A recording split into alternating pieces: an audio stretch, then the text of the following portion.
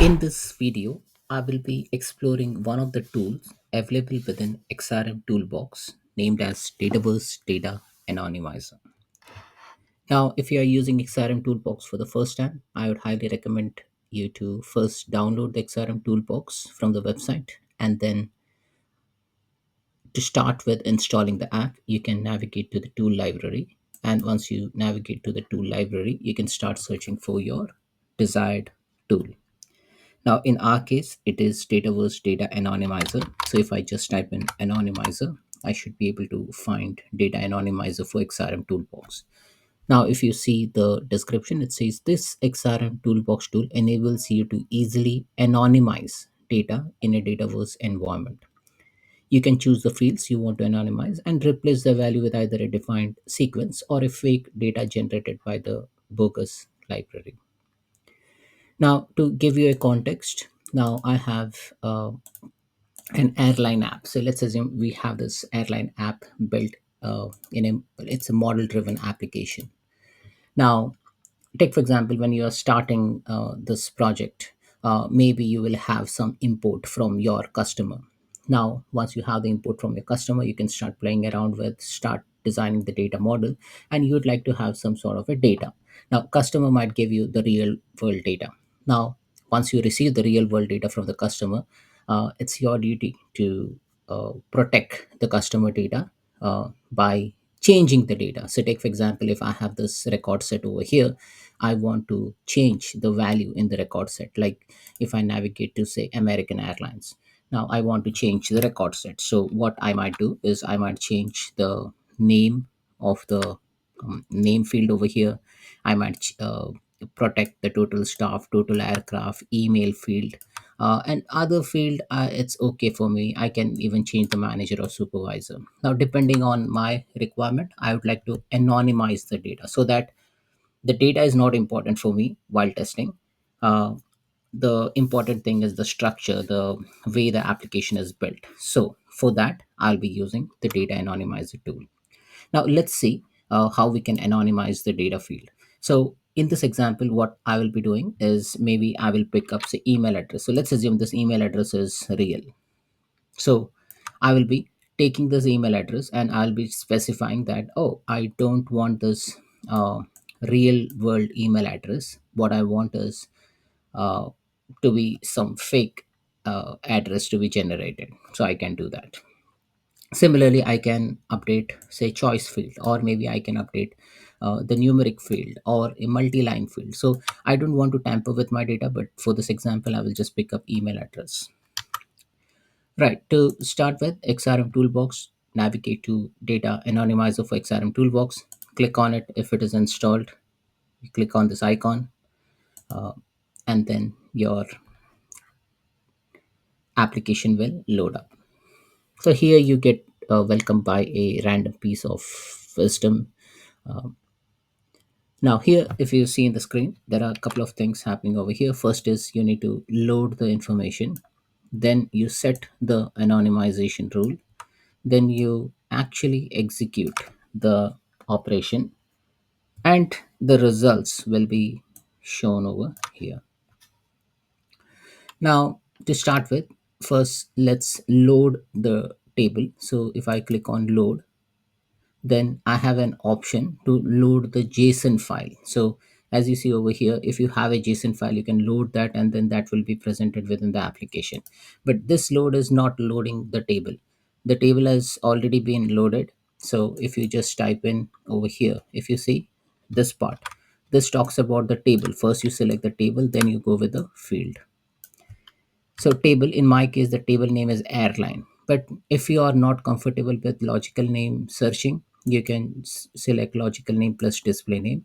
And then here you will start looking into your specific information. So my internal publisher name is G Corp. So G Corp underscore airlines. So if you find your table, this is your table.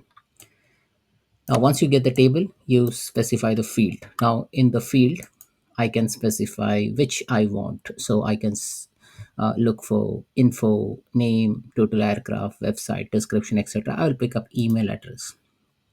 Now here also I can specify the display name if I'm not sure whether that field is the right one. Now I'm not going to go into the filter because you can further filter out information, but I will just assume that I want to update all the record set. Now here in the set anonymization rule,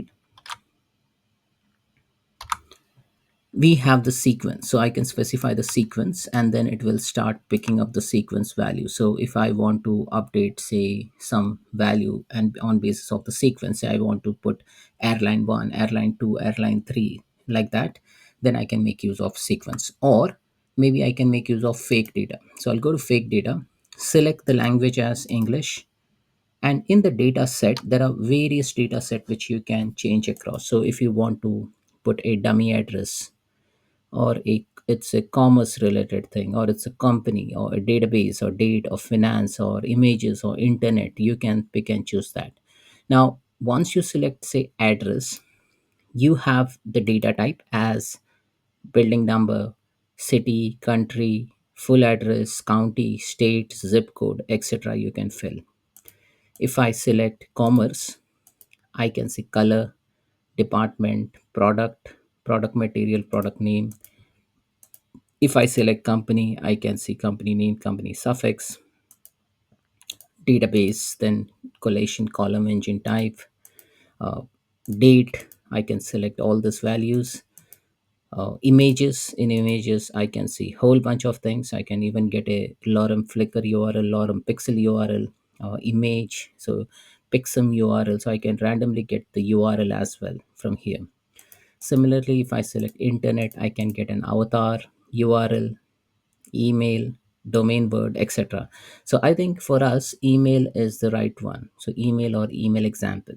So let me pick up email from here, and then it will randomly generate the sample. So as you see, it has generated the sample. Now let me refresh this. So I'll refresh and then it will start giving me the value.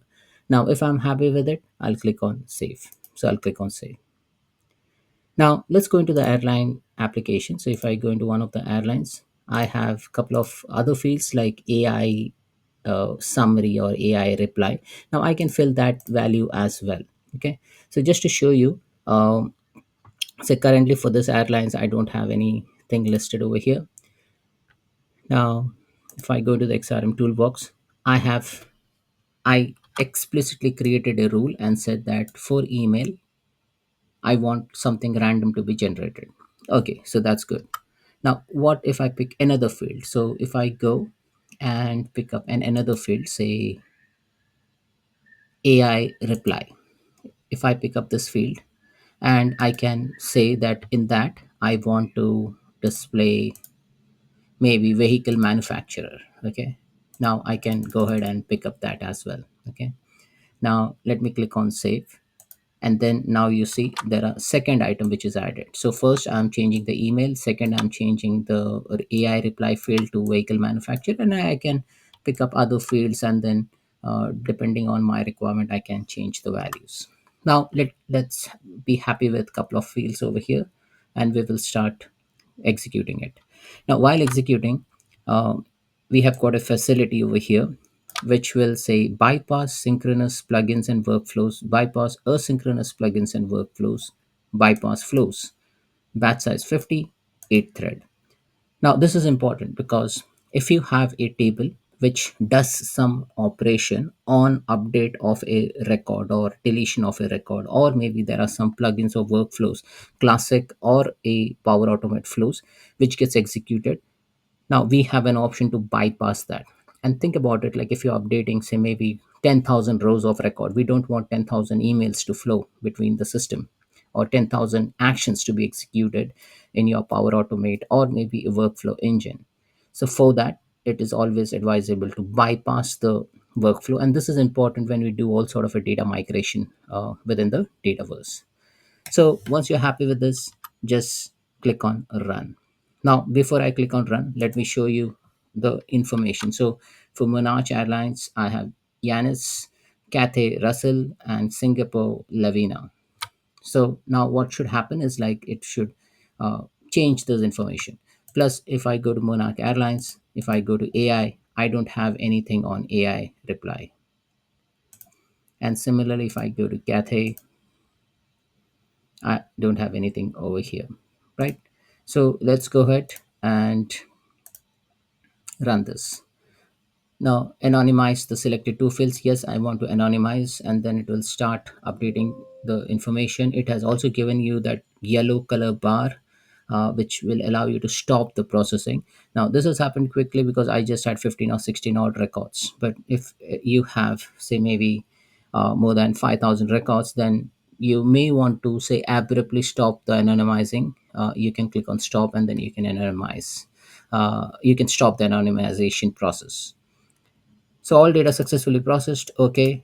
Now this one, Yanis Russell Lavina, and now this has changed to this value. Plus, let me see if they have updated anything on AI. Yes, I can see AI replies got the name of the car.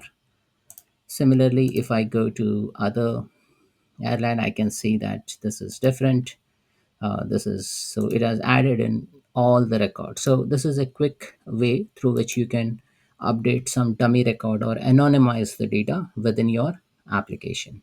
So that's it, folks. This is how you basically use Dataverse Data Anonymizer if you want to protect customer data during the development stage, and also to generate fake data within the application for testing purposes.